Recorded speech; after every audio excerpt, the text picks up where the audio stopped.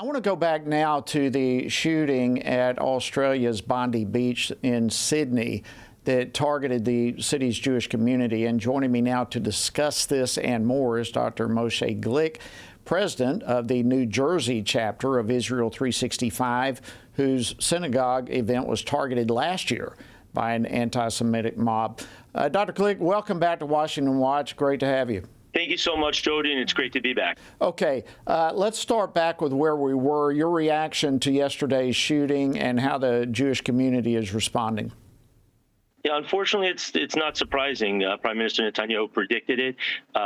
This is not about strict gun laws, right? I love, the Prime Minister of Australia talked about we're going to increase our gun laws. They've got some of the strictest gun laws in the world. It's an ideological hatred, and first they come after the Saturday people, and then these jihadists come after the Sunday people. So it's the will of democratic Western culture society to fight these jihadists around the world, or we'll all be next.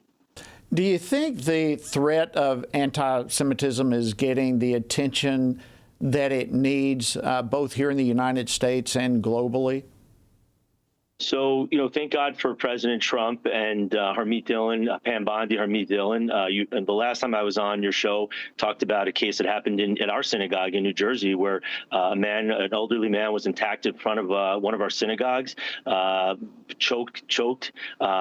Police didn't come to his rescue. I ended up coming to his rescue to physically separate him. And what's crazy is I'm the one that got arrested.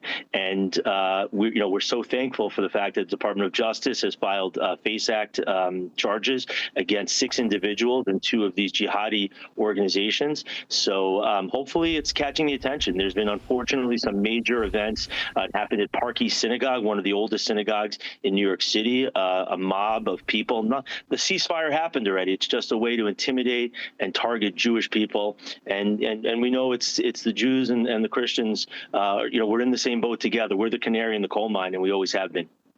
Dr. Glick, I'm going to ask you, if you're able to stick over with us following the break. I've got some more questions I want to throw your way. But real quickly, before we get to the break, let's start setting the groundwork with this next question, and that is the support that we've seen for those who want to eliminate the Jewish state and the Jewish people. Seems to be a growing movement. We've got about 30 seconds, and then we'll continue with this after the break.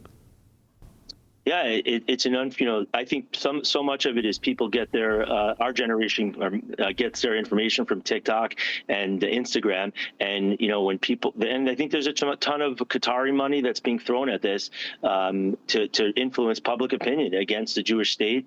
And thank God we have allies. Here at Israel 365, we formulated a ton of those allies on the the Jewish Christian world, and recognize what a strategic and important ally the state of Israel is. Let's hold that thought. Sure. And we'll pick it up more right after the breaks. Dr. Glick, thank you so much for sticking with us. We appreciate it. Sure. All right. The Jewish community is certainly reeling from yesterday's deadly shooting at a Hanukkah event at Bondi Beach in Sydney, Australia. And certainly that's prompted Jewish groups to call for heightened security amid all sorts of potential for a copycat attack. And of course, those calls for more security is not just in Australia, but also here in the United States and elsewhere, where we have likewise seen a rise of anti-Semitism ever since the October 7th attacks against Israel. That's been more than 2 years ago now. So what do you make of the responses that we're seeing to yesterday's shooting? Is it enough? Do we need more? What's your thoughts on that? Yeah, I don't think it's nearly enough. I think we apply Western culture to this, and it's when you have an ideological hatred, which if somebody's willing to kill themselves. I mean, these 2 shooters in Australia, they didn't think they were going to kind of hit and run. They were there to kill as many Jews as they could, starting from the youngest victim, 10 years old, up to I believe it was an 87-year-old Holocaust survivor. These are not normal people. These are not things where we can, okay, we're gonna have another armed security guard at the front door. That doesn't work. And my fear, and I think the fear of the Jewish and the Christian community, and we've already seen churches that have been shot up. We've seen synagogues that have been shot up, and either we we as Americans stand united and say that this jihadist mentality is a sickening cancer within our society, and we're going to stand up united to fight it. Versus, we're going to have stricter gun laws. We're going to build a stronger door in front of the synagogue or in front of the church. That's not going to work. It's such a deeper, sicker problem, and hopefully the world is starting to wake up to that fact. We certainly hope so. I know coming into this segment and introducing you, I mentioned the synagogue event that you hosted, that it was attacked, and we had you on previously earlier in the year to talk about that. But remind our audience what happened in that event. Sure. So we hosted a Israel cultural event. Our partners, Project Zion, which is a young Christian movement, they were with us as well, celebrating. We had celebration of Jewish music, culture. We had an Israeli soldier who spoke about his brother who was killed in Lebanon. It was during the mourning period. There's a 30-day mourning period. And a violent and aggressive group of jihadists marched. The original plan for that event was going to be at our home, my wife Renee and mine home. We had gotten threats. People had come to our house. We captured on Ring camera, leaving threatening letters. We ended up moving it to the synagogue, and a violent group just marched right up to the synagogue, and police did a horrific job. It's unfortunate. I've been living in the same town for 20-something years. Allowed them to march right up to the front, literally to the front door. One of the Islamists ended up putting a 65-year-old. They act with vuvuzelas, which are a loud noisemaker, put it right up to my ear, swatted it away, and one of them came forward to attack me. A different one of the attendees pepper sprayed that person, thinking he was about to attack me.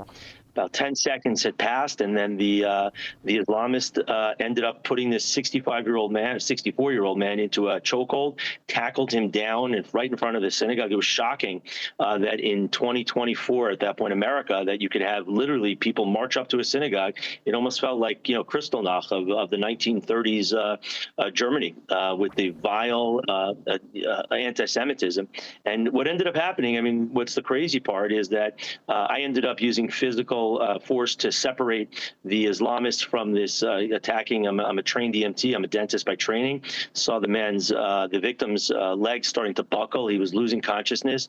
And this is about 45 seconds into the event. Called for the police multiple times. All the video is available. You can Google search it under Israel 365 Dr. Moshe Glick. Again, Israel 365 Dr. Moshe Glick. You'll see the video. And the crazy part is me trying to defend or protect somebody from being literally choked out and killed in front of a synagogue. I'm the one that ended up getting arrested. That legal case is ongoing. And again, we're so thankful to Harmeet Dillon. They had put together a press conference on the 29th of September, and that's available online as well. And they actually charge civilly right now the Islamists that attacked the synagogue.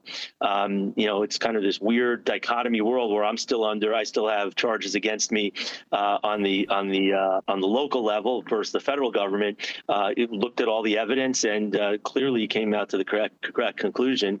And we're hoping that the federal government, and it's a call on the federal government to look into the Essex County Prosecutor's Office, the West Orange Police Department, and to look at these facts. So again, we're super grateful to Harmeet Dillon and her team for bringing light to this matter. That's just such an unbelievable story. What do you think some lessons perhaps should people take from your case as well as yesterday's attack? Yeah, I think that you can't count on somebody else that's gonna save you, right? I think unfortunately, there are bad actors out there, and I've been to dozens of pro-Israel, anti-jihad rallies, and unfortunately, either the police are overwhelmed or they're not equipped to handle these things. And in the end of the day, I think you need to protect yourself. I personally have a concealed carry license, and I think everybody should have one. I love the fact when they started saying, again. I mentioned this earlier, like Australia said, oh, we have to get stricter gun laws, which stricter gun laws would have stopped those two maniacs from getting weapons and just picking off Jewish people at a Hanukkah celebration. It's a sickness. Or maybe an armed good guy could have stopped them earlier, since it took 20 minutes in some of the reports I've said before the police even fired a shot back at these jihadi crazies. Yeah, it's amazing how they always pivot back to guns being the problem rather than those who are filled with hate. Real quickly, what do you make of the Trump administration's response to your case? Yeah, so I'm very thankful. It's in the early stages. It takes a while for the federal government to get going, as you can imagine. But the Department of Justice took some time, but they filed FACE Act. They reviewed all the evidence. They filed FACE Acts, and my understanding is that they're starting to look into I don't know for certain, but they're starting to look into the Essex County Prosecutor's Office, Great. and people that have really targeted me for an anti-Semitic bias. There's no, if you look at the evidence, there's no reason. Thank you, Jody. Dr. Moshe Glick, thank you so much for joining us. Incredible story, and we look forward to talking to you further in the future.